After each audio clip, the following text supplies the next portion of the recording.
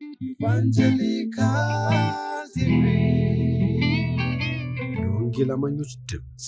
ሰላም ለእናንተም ተመልካቾቻችን፣ እንደምንከረማችሁ። በየሳምንቱ ወደ እናንተ የምናደርሰው የካውንስሉ ድምጽ የተሰኘው ዝግጅታችን ሰዓት ላይ ደርሰናል። በዚህ ዝግጅታችን እንግዲህ የካውንስሉ የስራ ኃላፊዎችና የሚመለከታቸውን አካላት እያቀረብን ወደ እናንተ የእናንተን ጥያቄ መልስ እንዲሰጡ እያደረግን እንገኛለን። በዚህ ሳምንት ደግሞ በመንፈሳዊ ዘርፍ በተለይ ደግሞ ካውንስሉና የመንፈሳዊ የኢትዮጵያ ቤተክርስቲያን እንቅስቃሴን በተመለከተ መልስ እንዲሰጡን የካውንስሉ በጠቅላይ ጸሐፊ ማዕረግ የካውንስሉ የመንፈሳዊና የውጭ ግንኙነት ኃላፊ የሆኑትን ፓስተር ይልማ ዋቄን ጋብዤላችኋለሁ። ፓስተር ይልማ እዚህ ድረስ ስለተገኙ በጣም እናመሰግናለን። እንኳን ደህና መጡ። እኔም አመሰግናለሁ። እንግዲህ ወደ ቃለ መልሳችን እንግባና ወደ የካውንስሉና የኢትዮጵያ ቤተክርስቲያን በምናይበት ጊዜ በርካታ ጥያቄዎች ይነሳሉ። በተለይ ከሚነሱ ጥያቄዎች አንዱ በዘመናችን እየተስተዋለ የሚገኘው በርካታ የትምህርት መዛነፍ፣ እንደዚሁም ደግሞ ያልተገባ መጽሐፍ ቅዱሳዊ ወይም ይህ መጽሐፍ ቅዱሳዊ ልምምዶች ቤተክርስቲያንን እያወቋት ይገኛሉ እና ከዚህ አንጻር ምላሽ እንዲሰጡ ይፈልጋሉ። ከዛ በፊት የመንፈሳዊ እና የውጭ ግንኙነት ዘርፍ ይላል እና ይህንን ተመልካቾቻችን እንዲረዱት ምን ማለት ነው? ምንድን ነው የሚሰራው? የካውንስሉ ጽህፈት ቤቱ ሁለት ዊንግ አለው። አንደኛው የአስተዳደር ዊንግ ነው፣ ብዙ ስራዎችን የሚሰራው። ማንኛውም የአስተዳደር ስራዎችን የአደረጃጀቶችን የሚሰራው በዛ በጽህፈት ቤት ኃላፊ በኩል የሚሰራ ነው። ሁለተኛው ደግሞ መንፈሳዊ ዘርፍና የውጭ ግንኙነት ዘርፍን በጣምራ የሚሰራ ዲፓርትመንት ነው። ሁለተኛ ዊንግ መንፈሳዊ ዘርፍ ይሄ ነው። በመንፈሳዊ ዘርፍ ስር እንግዲህ በርካታ ዲፓርትመንቶች አሉ። መንፈሳዊ ዘርፍ ዳይሬክተር አለ፣ የውጭ ግንኙነት ዳይሬክተርም፣ እንደገና ደግሞ የሚሽንና የነገረ መለኮት መምሪያ፣ ጥናትና ምርምር አቅም ግንባታ መምሪያ የሚልም በስትራክቸሩ ላይ ሰርቶ ነው ያለው። የሴቶች፣ የልጆች፣ የወጣቶች መምሪያም አገልግሎት መምሪያም አለ። የመጽሐፍ ቅዱስ ትምህርት ቤቶች አስተዳደር መምሪያ የሚልም በዚህ ዘርፍ ስር ነው ያለው። እንግዲህ በተለይ ሁለቱ የመጽሐፍ ቅዱስ ትምህርት ቤቶች አስተዳደር እና የልጆች የወጣቶች እና የሴቶች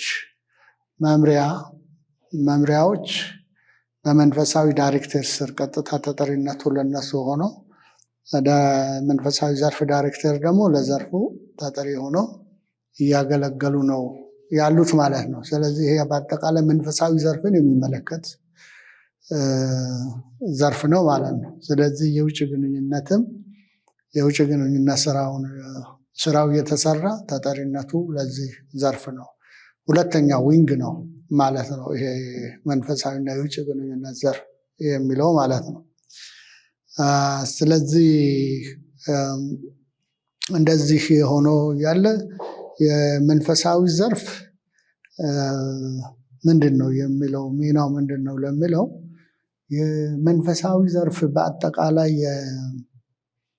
ካውንስሉን አባል ቤተ እምነቶች፣ ህብረቶች፣ ሚኒስትሪዎች እነዚህ መንፈሳዊ ማንነታቸውን እንደ ወንጌላውያን እምነት መንፈሳዊ አንድነታቸውን፣ መንፈሳዊ ህይወታቸውን፣ አገልግሎታቸውን የማጎልበት በአንድነት እንዲያገለግሉ የመርዳት ስራ ነው የሚሰራው።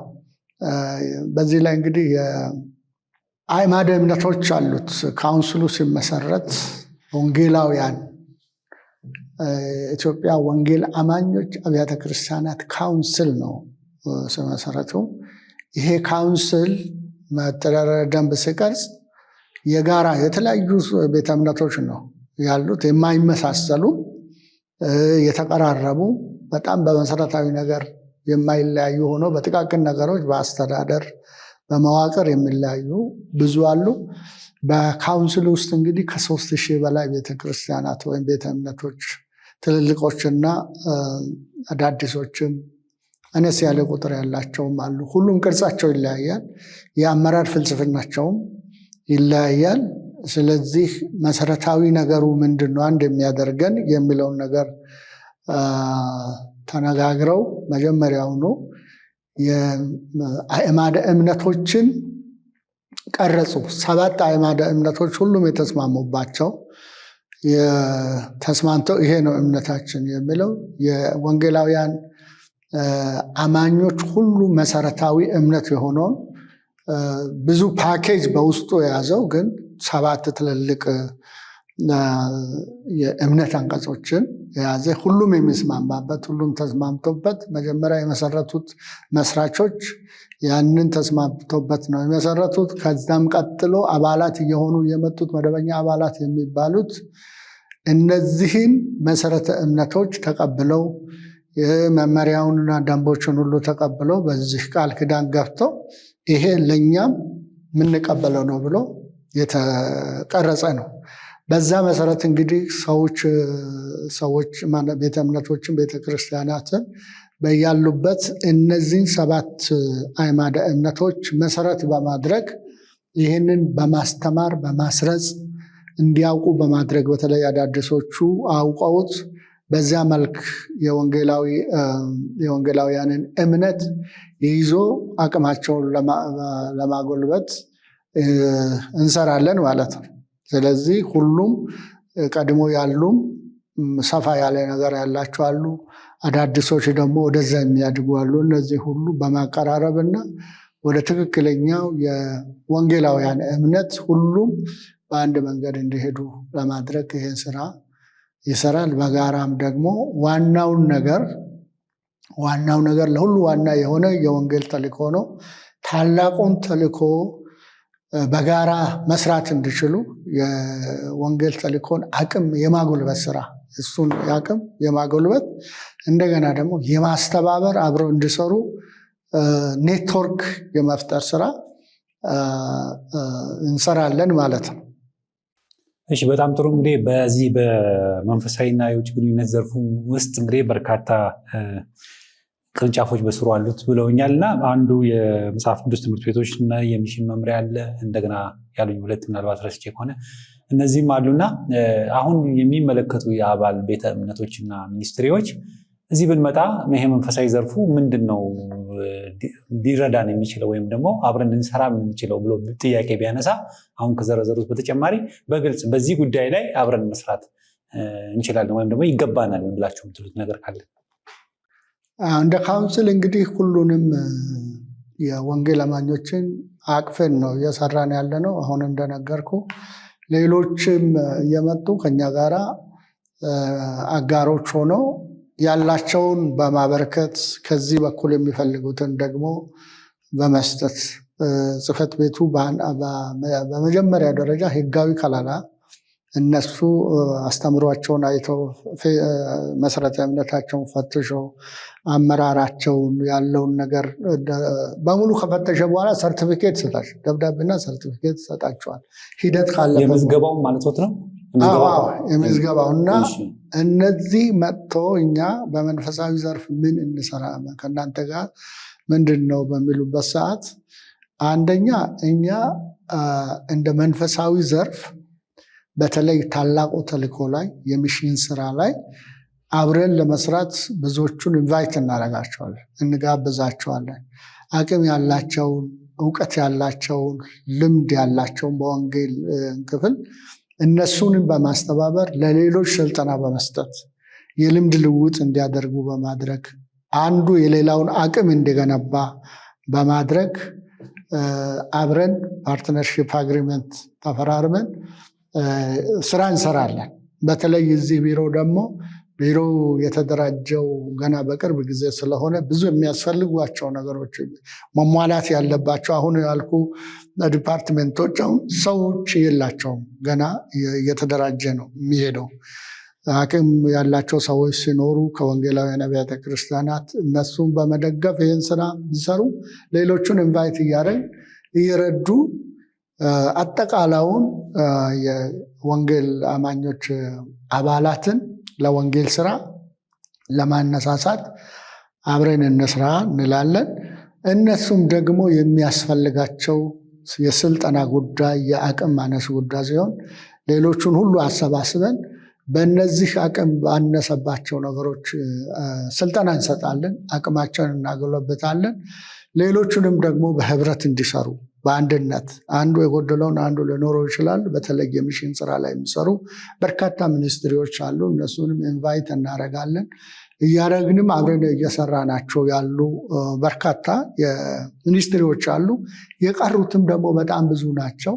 ሀሳባችን እነሱን ሁሉ አንድ ላይ በማድረግ ቪዥናቸውን አይተን ስራቸውን አይተን በጋራ አንድ አይነት ስራ ስለሚሰሩ ተባብረው እንዲሰሩ፣ ተናበው እንዲሰሩ፣ ድግግሞሽ እንዳይኖር፣ ሌሎች ነገሮችም እያስተካከሉ እንዲኖሩ ምክር እንሰጣለን። የኔትወርክ ስራ እንሰራለን እና ስለዚህ ብዙ የምንላቸው ነገሮች ኢንቫይት የምናደርጋቸው ነገር የምንፈልገው ነገር አለ ከነሱ፣ እኛም ደግሞ ልንረዳቸው እንችላለን ማለት ነው። እስቲ ግልጽ እናድርገውና አሁን ባሉኝ መሰረት ለምሳሌ በመዋቅር ደረጃ ተቀምጠው ነገር ግን በተግባር የሌሉ ቢሮዎች አሉ ነው የሚሉኝ አሁን ከዘረዘሩት ውስጥና የትኞቹ ናቸው አሁን ስራ ጀምረው አገልግሎት እየሰጡ ያሉትና እጥረታቸውስ ምንድን ነው? በዚህ አጋጣሚ ህዝበ ክርስቲያኑ ነው የሚሰማው፣ በኢትዮጵያ በውጭም ያለው ይሰማልና ካውንስሉን መርዳት የሚፈልግ ይኖራል።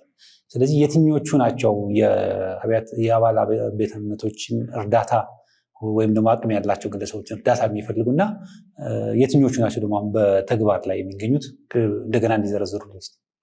ለምሳሌ እኛ እነዚህ አዳዲስ ናቸው። በጣም ስትራቴጂክ ፕላን ተሰርቶ በጣም በጥሩ ሁኔታ ነው የተቀመጠው። አይዲያሊ በጣም ቆንጆ ነው። ግን የሰው ቁጥር ያነሳቸው ብዙ ዲፓርትሜንቶች አሉ። ለምሳሌ የሚሽን ዲፓርትሜንት ላይ እንደዚሁ ኢንቫይት አድርገን አንድ ሚኒስትሪ አንድ በሚሽን ላይ የሚሰራ ባለሙያ ሰው ሰጥቶን አሁን እየሰራ ነው ያለው። በልጆችም ላይ እንደዚሁ በልጆች ላይ የሚሰራ አንድ ሚኒስትሪ እንደዚሁ ሰው ሰጥቶን የሙሉ ጊዜ አገልጋይ ሰጥቶን አብረን በልጆች ስራ ሁሉንም በማስተባበር ስራ እየሰራን ነው ያለ ነው። ሌሎችም አሉ። አሁን የጥናት ምርምርና የአቅም ግንባታ መምሪያ የሚባል ክፍት ነው ያለው። እሱን ነገር ለመስራት ጥረት እናደርጋለን። ሰዎችንም ባለሙያ የጥናትና ምርምርና የአቅም ግንባታ ምንድን ነው? የጥናትና ምርምር እንዲሁም አቅም ግንባታ መምሪያ ነው። እሱ በመምሪያ ደረጃ ነው ያለው። ይሄ ኮንሴፕቱ በካውንስሉ ቤተ እምነቶች አባላት ዘንድ በምርምር በጥናት የተደገፈ ዳታ የማግኘት ለምሳሌ ስንት ምዕመን አለ፣ አባሎች ስንት አገልጋይ አለ፣ ስንት ቦታ ተደርሷል፣ ስንት ቦታ በኢትዮጵያ ውስጥ ስንት ቦታ ለወንጌል ያልተደረሰ ብሔረሰቦች አሉ፣ እከሌ አንዱ ቤተ እምነት ምን አቅም አለው፣ ደግሞ ሌላው ምን ጉድለት አለው የሚሉ ነገሮች ሪሰርች ያደርጋል፣ ይመረምራል ማለት ነው። ሪሰርች አድርጎ በጣም በጥናት የተደገፈ ዳታ ሲሰጥ በዛ ላይ ካውንስሉ ተደግፎ እቅድ ያወጣል። የት አካባቢ ወንጌል መስራት አለብን፣ የት አካባቢ አልደረሰም፣ ስንት ሚሽነሪ መላክ አለብን፣ ስንት አሰልጣኞች መላክ ይኖርብናል፣ ስንት ቤተክርስቲያን መትከል አለብን ለሚሉት ግምታዊ ስራ በጥናት የተደገፈውን ስራ ለመስራት በየቤተ እምነቶቻችን ራሱ የቁጥር ችግር አለ እና ሰዎች የሚያደርጉት ሪፖርት እና መሬት ወርዶ ስታይ የማይገናኝ ቁጥር አለ ብዙዎቹ ጋር። ይሄ ቁጥር ትክክለኛ ቁጥር ሆኖ በዛ በትክክለኛ ቁጥር ተነስቶ ወንጌልን ለዚህ ሀገር ለሕዝባችን ለማድረስ ጥናት ያስፈልጋል፣ ምርምር ያስፈልጋል። በተጨባጭ ሁኔታ ካውንስሉ ይሄን ስራ በመስራት ሌሎችንም በመርዳት በራሱ ቢሮ ብቻ ሳይሆን በአባል ቤተ እምነቶችም ዘንድ ይሄ ስራ ተሰርቶ በጥናት የተመሰረተ ስራ እንስራ ለማለት ነው። እሱን አሁን ለማድረግ የሰው ኃይል ነው ወይስ የቢሮ ነው? የምንድን ነው? የበጀት ነው? ምንድን ነው የሌለው ነው? በጀትም የለም፣ የቢሮ እጥረት አለ። በእርግጥ ቢሮ አሁን ይሄ ቢሮ ነው ያን የተገኘ ነው እየተከፋፈለ ምን እያለ በጥቃቅን ነው። እንግዲህ አዲሱ ቦታ ላይ እግዚአብሔር ረድቶን ከሰራን የቢሮው ነገር በዛ ሊካለል ይችላል። የሰው ኃይልም የበጀት እጥረትም ቢሮ የበጀት እጥረት አለው። በእርግጥ አባል ቤተ እምነቶች ኮንትሪቢዩት ያደርጋሉ። ግን እሱ ብዙ ነገሮችን ሰርቶ የአስተዳደር ወጪን ችሎ ሌሎቹ ነገሮችን ችሎ በቂ ሰው የማምጣት አቅም የለውም፣ ገንዘብ የለም። ስለዚህ ገንዘብ ያላቸው ሪሶርስ ያላቸው ሰዎች እና አቅም ያለውን በዛ ፕሮፌሽን የሆኑም ሰዎች ራሳቸውን የሚሰጡ ወይም ደግሞ አንድ ቤተ እምነት ቢሰጠን በጣም ደስ እያለን ያንን እናደርጋለን። ለምሳሌ ሌላው በልጆች በሴቶች እና በወጣቶች ላይ መምሪያ ነው። እዛ ላይ ሰው የለንም፣ ዳይሬክተር አለች። እንደገና ደግሞ እነዚህ የመጽሐፍ ቅዱስ ኮሌጅም በቋሚ ሰው የለንም። አሁን በቅርቡ የሆነ ሰው የተወሰነ ጊዜ እንዲረዳችሁ ብሎ ድጋፍ ያደረገልን አለ። ግን ይሄ የጥናትና ምርምር ሰው የለውም። ሰው ያስፈልጋል። ጥናት ይሄ በተለይ ትልቅ ተቋም ስለሆነ በእውቀትም በፕሮፌሽን በደንብ በዚህ ስራ ላይ የሚሰሩ ሰዎች እና እውቀት ያላቸው ኢቫንጀሊካል የሆኑ አማኝ የሆኑ ሰዎች ብናገኝ በደስታ እንቀበላለን ማለት ነው። እሺ፣ በጣም ጥሩ። እንግዲህ ወደ መሰረታዊ ነገሮች ስንመጣ እንግዲህ ካውንስሉን በሚነሳበት ጊዜ ከአባል ቤተ እምነቶች አካባቢ ያሉ ወይም ደግሞ ከአንዳንድ ግለሰቦች የሚነሱ ጥያቄዎች አሉ። አንዳንድ ሰዎች እንግዲህ በጣም ጥሩ ነው፣ እግዚአብሔር እንደው ጊዜ አምጥቶልን መብታችን ተከበረ፣ እንደ ሃይማኖት ተቆጠርን፣ ከእድርና ከዕቁብ አይነት እኩል ከመታየት ወደ ሃይማኖት ደረጃ ማደጋችን በጣም ትልቅ ልናመሰግንበት የሚገባ ነው ይላሉ። እና ይሄ ምንም የማይታበል ሀቅ ነው። ግን አንዳንዶች ደግሞ በርካታ ካውንስሉን ለመተቸት የሚያነሱት ጥያቄ አሉ። ከካውንስሉ ጋር በርካታ የሐሰተኛ አስተማሪዎች፣ ሐሰተኛ ነቢያት አባል ሆነው ገብተዋል ይላል እና እናንተ እንደ መንፈሳዊ ዘርፍ በጥናት የደረሳችሁበት ካውንስል ውስጥ ያሉ ሐሰተኛ አስተማሪዎች እና ሐሰተኛ ነቢያት የሚባሉ አሉ? ይባላል። እንግዲህ ያው ኢትዮጵያ ውስጥ የተጨበጠ ነገር በጣም የተጨበጠ ነገር ባይሆንም አንዱ ካወራ አንዱ ያባዛ ያንን ያደርጋል። ካውንስሉ በሚቋቋምበት ጊዜ ከወንጌላውያን አብያተ ክርስቲያናት ውስጥ የነበሩ ነባር ቤተ እምነቶችም እንዲሁም አዳዲስ ቸርቾችም አባል ያልሆኑም በአንዳንድ አስተምሮም ጥያቄ ያለባቸውም ሰዎች ገብተዋል እና እነዚህ ሰዎች ኢቫንጀሊካል ናቸው። መሰረታዊ የክርስትና እምነት ያምናሉ በጌታችን በኢየሱስ ክርስቶስ። ሁሉም ንጹህ ነው፣ ሁሉም እንደዚህ ነው ማለት ባልችልም በአብዛኛው አዳዲሶቹም ቢሆኑ በአብዛኛው አንድ ካለማወቅ በልምምድ የሚስቱ ካልሆነ አብዛኛዎቹ በመስመር ላይ ናቸው። የሚሳሳቱም ቢኖሩ በካውንስሉ በዚህ በሰባቱ አዕማደ እምነትና በካውንስሉ ያወጣቸው የሥነ ምግባር መመሪያዎችም አሉ። ከተወሰነ ከአንድ 2 ዓመት በኋላ ይሄ ከመጽሐፍ ቅዱሳዊ አስተምህሮ ውጭ ነው ብሎ ያስቀመጣቸው፣ ነገር ግን ሌሎቹ ይለማመዱባቸው የነበሩ እንደ ዘይት መሸጥ፣ ውሃ መሸጥ፣ ጨርቅ መሸጥ እንደዚህ አይነት ነገሮች የሚያደርጉት ትክክል አይደለም። ይሄ ከወንጌላውያን አስተምህሮ አንጻር ልክ አይደለም፣ መታረም አለበት ብሎ ካውንስሉ አውጥቶ በ2014 በዛ መሰረት የሚተላለፉትን ሰዎች ጠርቶ በማናገር በማሳመን ያልገባቸው ነገር ካለ የነሱን አስተምህሮ ራሱ በካውንስሉ የቴዎሎጂ ኮሚሽን አለ።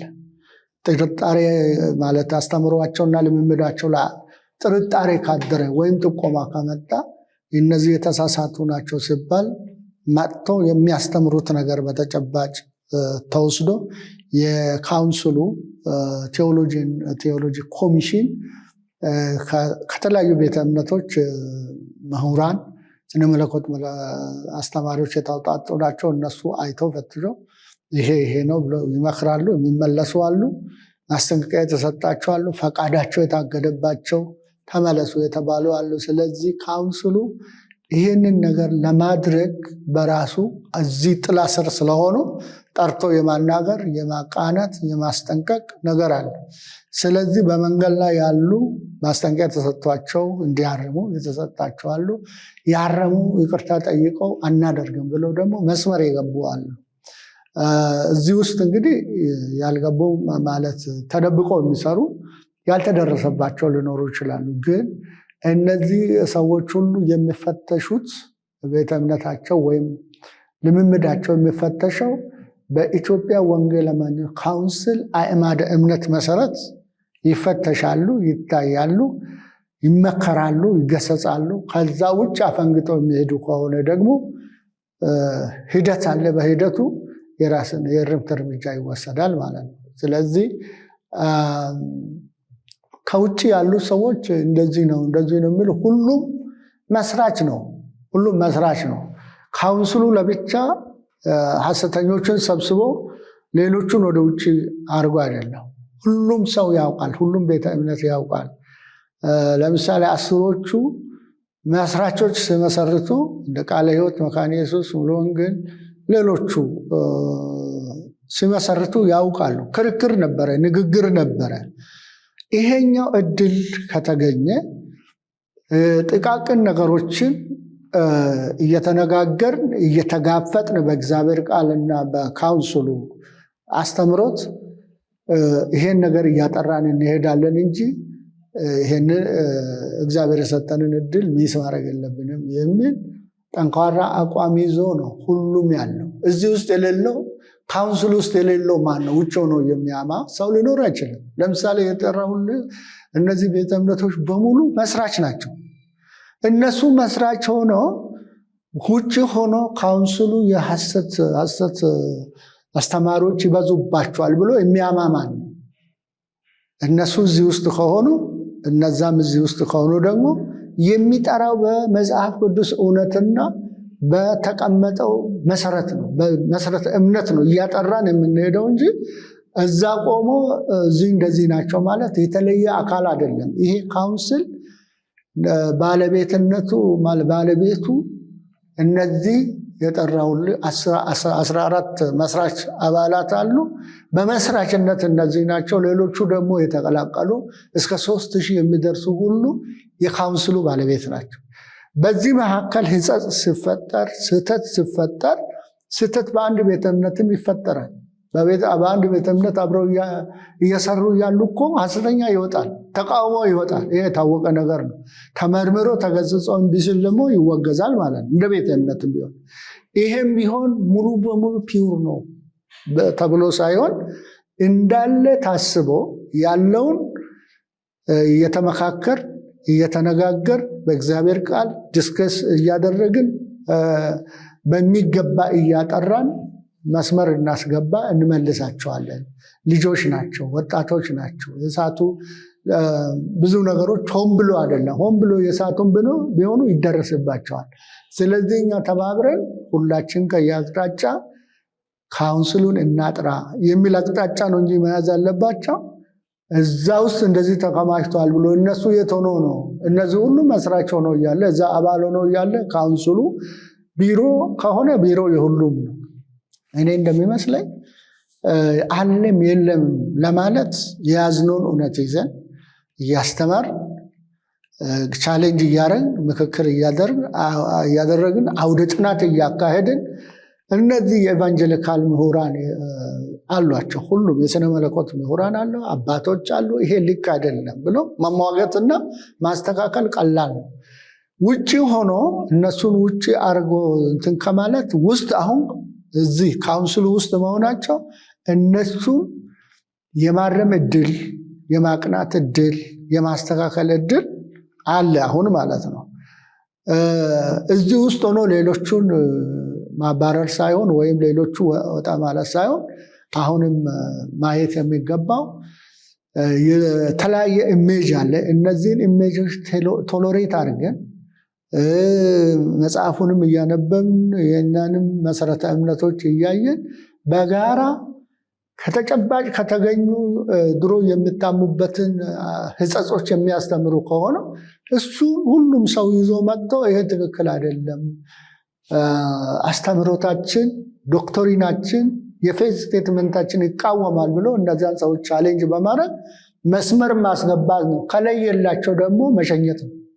በዚህ መስመር ነው አሁን ልክ እዚህ እንደ ዋሻ አድርጎ እነሱ እንደተደበቁ አድርጎ የሚሉት ነገር ሁሉም ባለቤቱ ከፍተኛ ባለስልጣን የሆኑት መስራቾቹ ናቸው። በዛ ላይ ቦርድ አለ፣ ስራ አስፈጻሚ አለ፣ በጋራ እየተሰራ ነው ያለውና ልዩነቶች ጥቃቅን ልዩነቶች የሉም ማለት አይደለም። ግን መሰረታዊ የሆነ የሚያስበረግግ ነገር እስካሁን ድረስ ብዙ የታየ ነገር የለም። ይሁንና አለ የሚባል ነገር ከሆነ አሁንም ማምጣት ይቻላል። እነሱም ኮንፌስ የሚያደርጉ በዚህ በተስማማ ነው እንሄዳለን ስሉ እየተስተካከሉ ይሄዳሉ። የማይስተካከሉ ከሆነ ደግሞ ያው በሂደቱ የእርምት እርምጃ ይወሰዳል ማለት ነው። ስለዚህ አይ ቲንክ የሉምም አለምም ለማለት አዲስ ኦርጋናይዜሽን ስለሆነ የመጥሪያው መንገድ ይሄ ነው እንጂ ውጭ ቆሞ እንትን የማለቱ ነገር የሚያጠራ ነገር አይደለም። ይልቁን ይሄንን ካውንስል ቅድም አንተ እንዳልከው እግዚአብሔር በዘመናት ውስጥ ለኢትዮጵያ ቤተክርስቲያን ያመጣው እድል ስለሆነ ይሄን እድል ተጠቅመን አንድ ላይ ተሰባስበን ውስጥ የገባውን ካለ ውስጥ የገባውን ሕጸጽ በዚህ መንገድ እያስተካከል ካውንስሉን ዴቨሎፕ ማድረግ አለብን የሚል ሀሳብ ነው። በጣም ጥሩ። እንግዲህ ተመልካቾቻችን እየተከታተላችሁ የምትገኙት የካውንስሉ ድምፅ የተሰኘውን ሳምንታዊ ቴሌቪዥን ዝግጅታችን ነው። በዛሬ ደግሞ መንፈሳዊ ዘርፉን በተመለከተ ከካውንስሉ ኃላፊ ወይም ደግሞ በምክትል ጠቅላይ ጸሐፊ ማዕረግ የመንፈሳዊ ዘርፍና የውጭ ግንኙነት ኃላፊ ሆኑትን ፓስተር ይልማ ዋቄን ይዤ የቀረብኩት። እንግዲህ ውይይታችን አላለቀም፣ እረፍት ላይ ደርሰናል። ከእረፍት በኋላ እንመለሳለን። ባላችሁበት ኢቫንጀሊካል ቲቪ የወንጌል አማኞች ድምፅ። ተመልካቾቻችን ከረፍት ተመልሰናል። እየተከታተላችሁ የምትገኙት የካውንስሉ ድምፅ ሳምንታዊ ቴሌቪዥን ዝግጅታችን ነው። በዚህ ዝግጅታችን የተለያዩ የካውንስሉ የስራ ኃላፊዎችን ወደ እናንተ እያቀረብን የእናንተን ጥያቄዎች እየመለስን እንገኛለን። እንግዲህ ፓስተር ይልማ ዋቄ በጠቅላይ ጸሐፊ ማዕረግ የመንፈሳዊ ዘርፍና የውጭ ግንኙነት ኃላፊ ናቸው። በዛሬው ዕለት እንደተናገሩት እንግዲህ ካውንስሉን ውጭ ሆነው ማማት አይደለም፣ ሐሜተኞች አትሁኑ። እኛ ክርስቲያኖች ነን። ይሄ መድረክ የተከፈተው እናንተ መታችሁ ጥያቄዎቻችሁን ጠይቃችሁ መልስ እንድታገኙ ነው። አብረን ካውንስሉን እንድናገለግል ነው። እሳቸውም የተናገሩት ይህን ነው። እንግዲህ ወደ ቀጣዩ ደግሞ ጥያቄ ልለፍና በርካታ የመጽሐፍ ቅዱስ ትምህርት ቤቶች አሉና እነዚህን ሁሉ ለማስተዳደር ኃላፊነት በካውንስሉ ላይ ወድቋል። አሁን በፊት ከነበሩበት ምዝገባ እየመጡ ወደ ካውንስሉ ምዝገባ እየወሰዱ ነው። በእነሱ ደግሞ በሚያደርጉት እንቅስቃሴ ላይ የእውቅና የዲግሪያቸውንም የዲፕሎም የምንሆንም እውቅና እየሰጠ ነው የሚገኘውና በዚህም ዙሪያ ምን ሰርታችኋል? እስቲ ምን ደረጃ ላይ ደርሳችኋል? አንድ ሰው እንደመጣ ይህንን ነገር እንደጀመረ ነግረውናል። እኔም አይቻለሁኝ እዚህ ስላለው። በዚህ ምን ደረጃ ላይ ነው ያላችሁት? የመጽሐፍ ቅዱስ ኮሌጅ በዚህ በመተዳደሪያ ደንብ ላይ ያው ይመዘግባል፣ ይከታተላል። የቤተ እምነቶቹን አቅም ለማጎልበት ደቀ መዝሙር ለማድረግ መጽሐፍ ቅዱስ ትምህርት ቤቶች ወሳኞች ስለሆኑ ሕዝቡም እጅግ ብዙ ስለሆነ ያሉት መጽሐፍ ቅዱስ ትምህርት ቤቶችን በቂ እንዳይደሉ ታስበው ተደራጅተው የሚመጡ ምሁራን አሉ። በቤተ ክርስቲያን በኩል ደግሞ የሚመጡ አሉ። አደረጃጀቱ በሁለት የተከፈለ ነው። አንደኛ ግለሰቦች አማኞች፣ ወንጌላውያን አማኞች መጽሐፍ ቅዱስ ኮሌጅ ከፍቶ አማኞችን እናሰለጥናለን የሚሉ የራሱ መስፈርት አለው።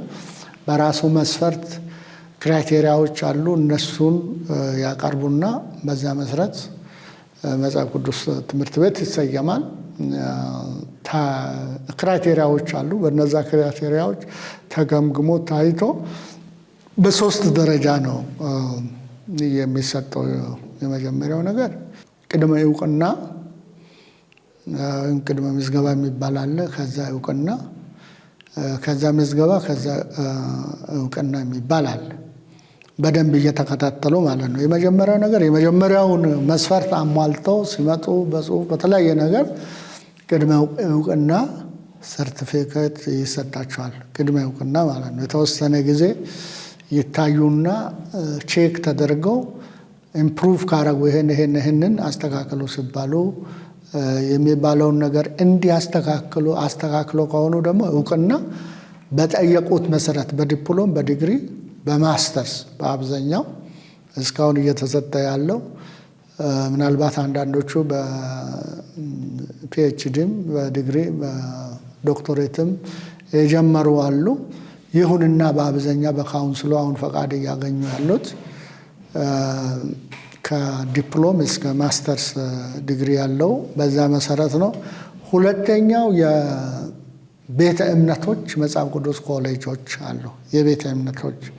ቤተ እምነቶች በራሳቸው እያስተዳደሩ ይሄ መጽሐፍ ቅዱስ ትምህርት ቤታችን በካውንስሉ እውቅና ያገኘ ሰርቲፊኬት ያገኘ ሲባል እሱም የራሱ ክራይቴሪያ አለው፣ የራሱ መስፈርት አለው፣ የራሱ አካሄድ አለውና ያንን እንዲያሟሉ አድርጎ እነሱ በዛ መሰረት ሲመጡ ለዛ ለቤተ እምነቱ ስር ላለው በቤተ እምነቱ ስር ሰርቲፋይ ይደረጋል ማለት ነው። በየደረጃው በዲፕሎም በዲግሪ ብሎ እንደዛ ይደረጋል። ስለዚህ እስካሁን ድረስ በርካታ የመጽሐፍ ቅዱስ ትምህርት ቤቶች ተሰጥቷል። አሁንም እየተሰጠ ነው ያለው። ክትትሉም እየቀጠለ ነው ያለው። በመንፈሳዊ ዘርፍ ዳይሬክተር ስር ነው ቀጥታ ያለውና ይሄንን የቴዎሎጂ ኮሚሽንም ነው የሚያየው። ዲፓርትሜንቱ ብቻ አይደለም፣ የቴዎሎጂ ኮሚሽን አይቶ ተመልክቶ ነው አፕሩቭ የሚደረገው። ስለዚህ እነዚህ የተሰጣቸው ምናልባት አሁን ወደ 30 ቤት እንደገቡ ነው። 30 ቤት ቁጥር አለው መጽሐፍ ቅዱስ ኮሌጆች። እነሱንም በማደራጀት እርስ በርስ በማያያዝና እንዲጠነካከሩ ለማድረግ አደረጃጀት ተፈጥረዋል። እነሱን ራሳቸው ተሰብስበው ምንድን ነው መጽሐፍ ቅዱስ ትምህርት ቤት እንዴት ነው የምናስተምረው፣ ምንድን ነው የሚያስፈልገው የሚለውን ነገር ኳሊቲ ላይ እንዲያተኩሩ እንዲመካከሩ ኮሚቴ ተቋቁሞ በዛ ኮሚቴ አማካኝነት እርስ በርስም ተገናኝቶ ይህንን ነገር እንዲሰሩ ነው። ሞር ኦፍ መንፈሳዊ ዘርፍ ዳይሬክተሯ ይህን ስራ በክትትል ታደርጋለች፣ ትሰራዋለች። መመሪያም ሁሉን ነገር ከቴዎሎጂ ኮሚሽኖች አባላት ጋር በመሄድ ቼክ እየተደረገ የሚሻሻል ይሻሻላል፣ የማይሻሻል ደግሞ የማይሰጣቸውም አሉ። በዛ መሰረት የመጽሐፍ ቅዱስ ኮሌጆች በእውነተኞች ሰዎች ፓሽን ባላቸውና እውቀቱ ልምዱ ፕሮፌሽኑ ያላቸው ሰዎች ሲሰሩ ለቤተ ክርስቲያን ለአማኞች የደቀ መዝሙርነት ስራ የህይወታቸውን ለማሳደግ ነው በዋናነትና እነዚህ መጽሐፍ ቅዱስ በተለያየ በገጠርም በከተማ በርካታ ትምህርት ቤቶች በዚህ አይነት በዚህ ተመዝግቦ ይሄ ኦፊስ ደግሞ ክትትል እያደረገ ነው ያለው ማለት ነው። እሺ፣ በጣም ጥሩ። ግን አሁን እንደነገሩን ለምሳሌ ቁጥጥርም ድጋፍም ይደረጋል ብለውናል እና በመጽሐፍ ቅዱስ ትምህርት ቤቶች አካባቢ ግን የሚሰማ በርካታ ምንድነው የምንለው ቅሬታዎች አሉ። ለምሳሌ አንዱ ምንድነው በርካታ ትምህርት ቤቶች ከደረጃ በታች ነው ትምህርት የሚሰጡት። እንደው ትምህርት ሰጡ ለመባል ነው እንጂ መጽሐፍ ቅዱስ ትምህርት ቤት ደረጃ ሟልተውም እየሰጡ አይደለም። አንዴ ካውንስሉ ፍቃድ ከሰጠ በኋላ ቁጥጥርም እያደረገ አይደለም ብለው የሚሉ አሉ። እንደዚህ ምን ምላሽ አሉት? ሁለተኛ ደግሞ ከዛው ጋር ተያይዘው የተጭበረበሩ ዲግሪዎች ወይም ደግሞ ሰዎች ሳይማሩ እንግዲህ እነዚህን ክርስቲያኖችም ወይም አገልጋዮች ማለት በጣም ያስቸግራል። ዲግሪ በገንዘብ የሚገዙ እስከ ፒኤችዲ ድረስ ዶክተር ተብለው የሚጠሩ በገንዘብ የተገዛ ያልተማሩበትን እና አንዳንዶቹ ያስደነግጣል። የመጽሐፍ ቅዱስ ትምህርት ቤቶች በቁጥር እንኳን ሲታይ አንድ ፒኤችዲ ትምህርት ለማስተማር ምን ያህል ጊዜ እንደሚፈጅ እርስዎ ያውቁታልና በርካታ ቁጥር ያላቸውን በፒኤችዲ ያስመረቅ ይሰማልና አንዳንዶቹ ደግሞ ኢቭን ዲግሪያቸውን ተይዞ ገንዘብ ካልከፈላቸው አንሰጥም ብለው የሚሉም እንዳሉት ይሰማል። ይህን በተመለከተ መረጃው ካሉት ወይም ይህን ነገር ሰምተውት ከሆነ በምን ደረጃ ቁጥጥር ታደርጋላችሁ? ይህንን ቅሬታ እንዴት ነው የምታስተናግዱት?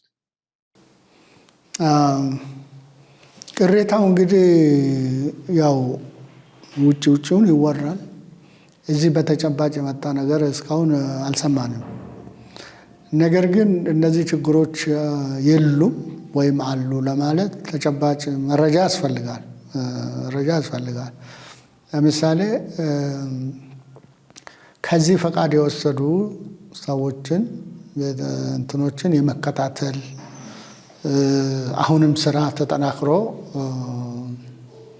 እየተሰራ ነው፣ እየተጣራ ቼክ እየተደረገ ነው ያለው።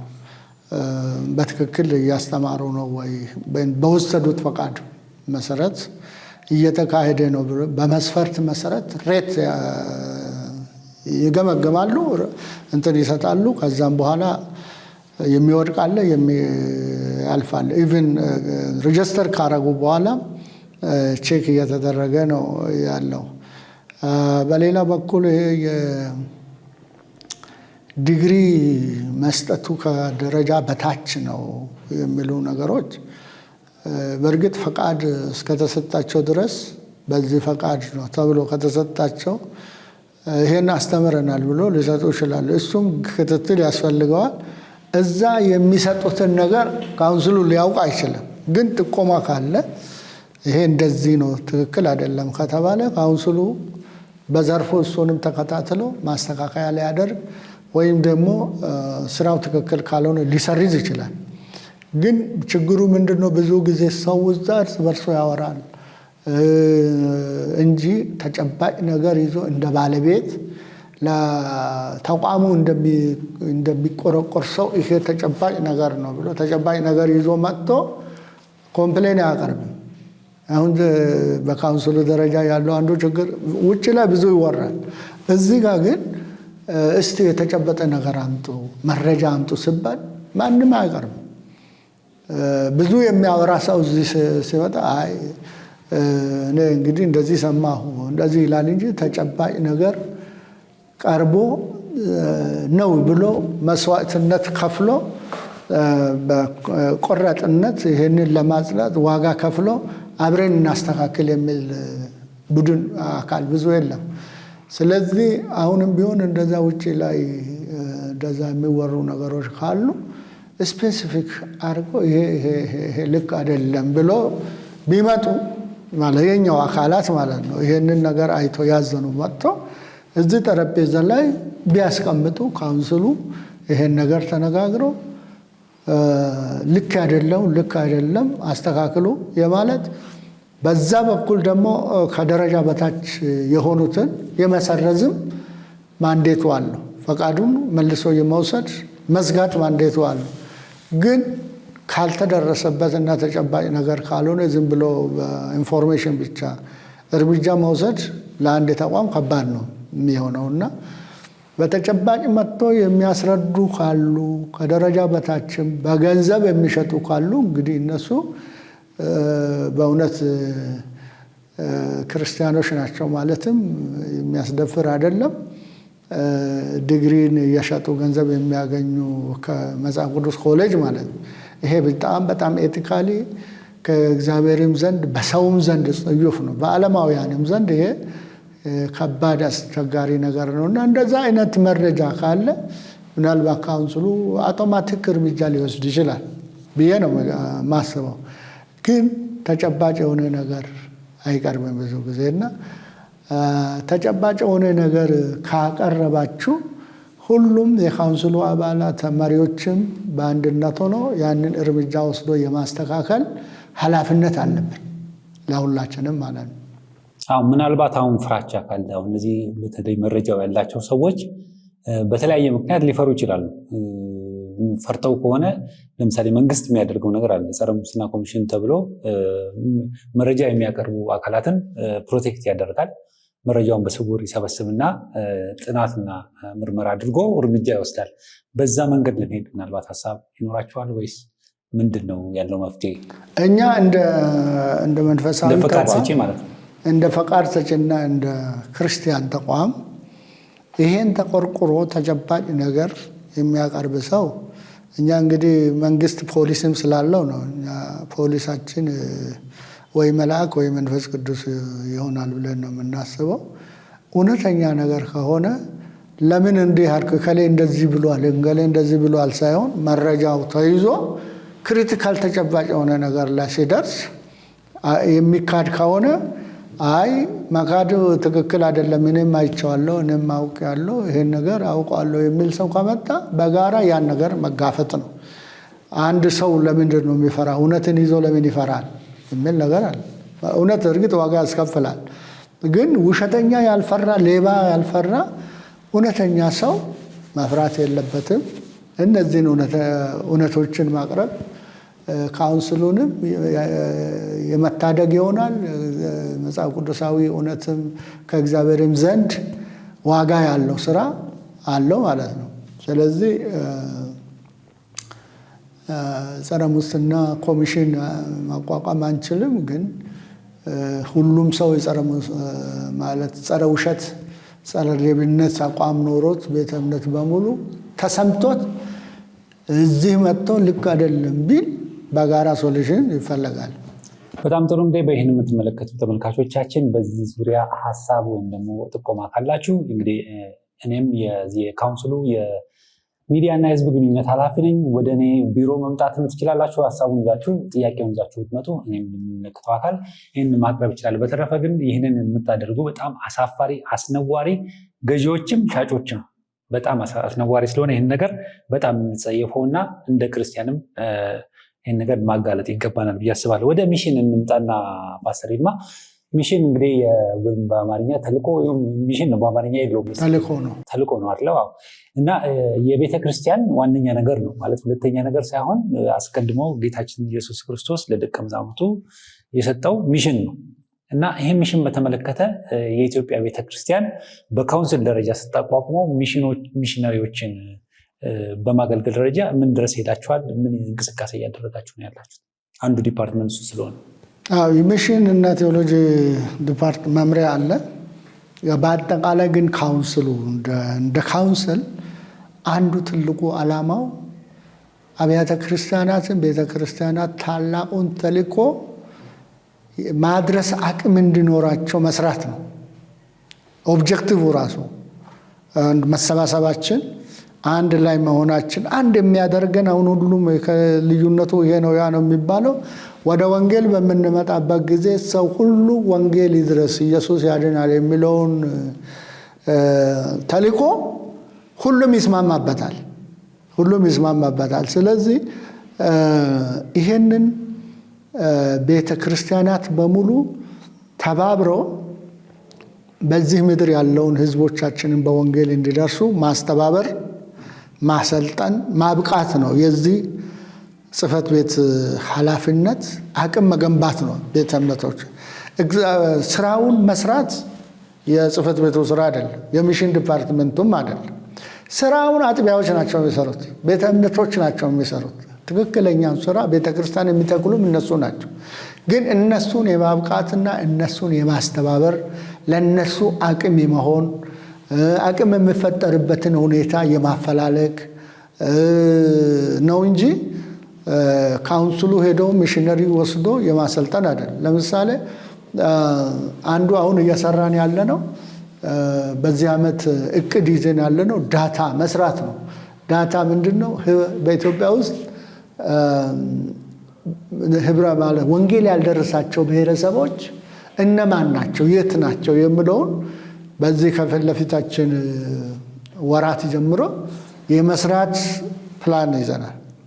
ይሄን ስራ በደንብ የተጠንቶ ተሰርቶ የት ጋር እነማን ናቸው ያልደረሳቸው፣ የትኛው ብሔረሰብ ነው የሚለውን ነገር በወንጌል ትርጉም አንጻር ያልደረሳቸው ስንት ፐርሰንት ነው፣ ከ2% በታች ከሆነ ያልደረሰውም ይባላል፣ ጨርሶ ያልሰሙትም አልደረሳቸውም ይባላል። እነሱ እነማን ናቸው ብሎ ዳታ የመሰብሰብ ስራ ከሌሎቹ ኔትወርክ ሰርተን እሱን ስራ የመስራት ከዚያ በኋላ እዚህ ጋር አልደረሰም የሚል ኢንፎርሜሽን ለአብያተ ክርስቲያኖቻችን ለካውንስል አባላት የመስጠትና እነሱ ወንጌላውያንን የመላክ ሚስዮናውያንን ልኮ ቤተክርስቲያን የመትከልን ስራ መርዳት ነው። ዳታ የማሰባሰብ ስራ፣ ስልጠና የመስጠት ስራ ተጋግዞ ተከፋፍሎ ስራውንም ተከፋፍሎ ለምሳሌ አንድ አካባቢ ማን መሄድ ይችላል፣ ማን ጀምረዋል፣ አንድ አካባቢ ማን ነው ተከፋፍሎ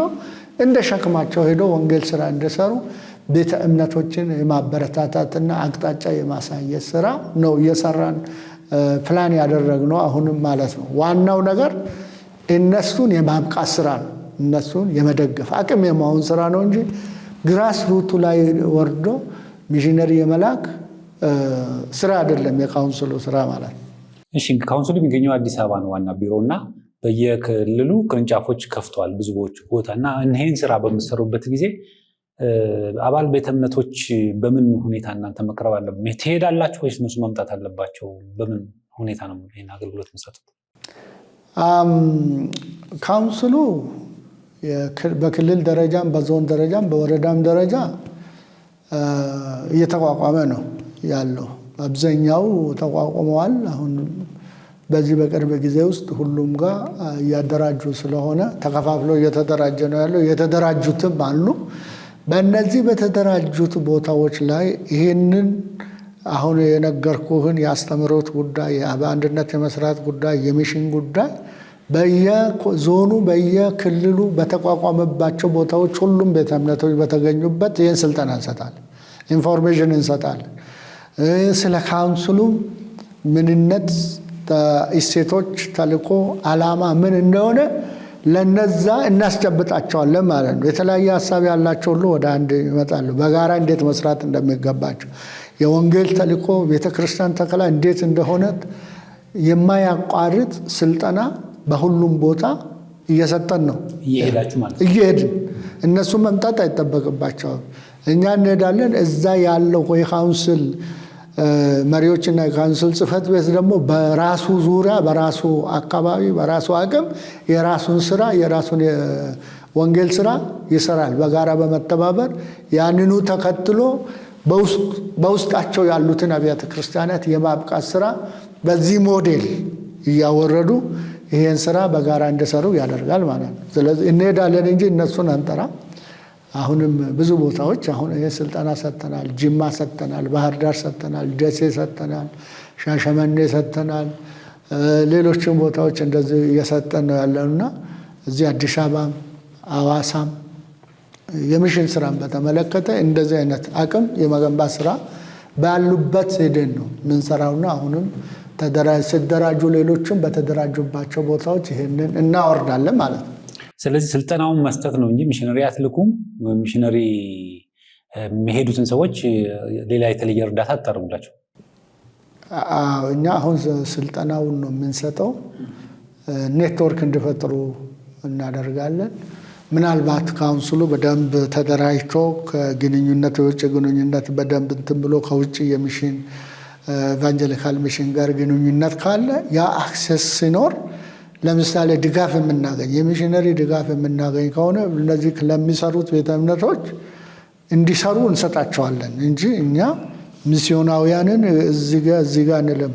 አብያተ ክርስቲያናቱ ያንን አክሰስ ኖሯቸው እኛ ድጋፍ ነው የምናደርገው። እነዛ የተገኘ ፈንድ ካለ ለሚሽነሪ ግንኙነት አድርገን የሚገኝ ከሆነ ለአባል ቤተ እምነቶቻችን በተጨባጭ ስራ እየሰሩ ላሉት በአንዳንድ አካባቢ አንዳንድ ለምሳሌ አንዳንዱ ዶነር ምንድን ነው የሚፈልገው? እዚህ አካባቢ እፈልጋለሁ ይላል። ለምሳሌ ከመጣ ሶማሌ እፈልጋለሁ ካለው ሶማሌ ላይ ለሚሰሩት ስሩ ብለን እናገናኛቸዋለን። ደቡብ ምዕራብ ከሆነ ደግሞ እዛ አፋር ካለ አፋር፣ ሰሜን ካለ ሰሜን፣ እንደዛ ኢንተረስት ያላቸውን እያጠናን እያገናኘን ያ ስራ እንደሰሩ ነው እንጂ ካውንስሉ በራሱ ተነስቶ ስራ አይሰራም ማለት። በጣም ጥሩ። እንግዲህ የመጨረሻ ጥያቄ ምንድነው፣ የውጭ ግንኙነት ኃላፊ እንደመሆኑ መጠን ካውንስሉ በውጭ ግንኙነት ዙሪያ እንግዲህ ባለፈው ከቄስ ደረጀ ጋር ተነጋግረናል። ግን በእርስዎ በኩል እንደ ኃላፊነቱ ምን ሰርተዋል? ምን እየሰሩ ነው? ወደፊትስ ምን ትሰራላችሁ?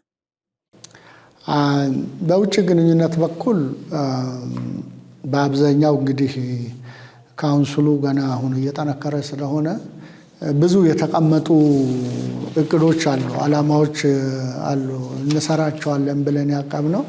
አንደኛ በውጭ ያሉ ዲያስፖራ ቤተክርስቲያኖቻችንን ለወንጌል ስራ መንቀሳቀስ፣ በሚሽን ስራ እንዲሳተፉ የማድረግ በየቦታም ደግሞ ለዚህ ለመንፈሳዊ ዘርፍ የሚያስፈልገውን ነገር እንዲያደርግ ቅስቀሳ ማድረግ፣ ዲያስፖራውን እነዚህ ነገሮች የማድረግ ስራ የመስራት የካውንስሉን ተልእኮ ለነዚህ ሁሉ የማስተዋወቅ ስራ እቅዱ አለ።